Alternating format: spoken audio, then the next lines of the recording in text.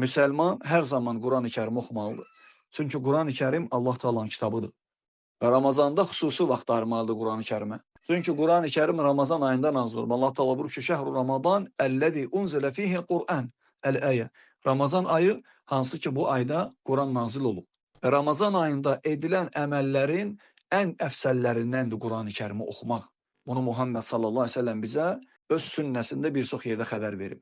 Və həmçinin bilmək lazımdır ki, Qurani-Kərim yalnız mollaların oxuması üçün gəlməyib və yaxud da Qurani-Kərimi büküb evdə uca yerlərə qoymaq üçün gəlməyib. Qurani-Kərimi hər kəs dəstəmaz alıb gözəl şəkildə oxumalıdır. İnsanlarda yanlış təsəvvür yaranıb. Hər kəs Qurani-Kərimə əl vura bilməz, onu oxuya bilməz. Yalnız mollalar. İnsan dünyasını dəyişəndə gəlib orada oxumalıdır. Bu xətadır.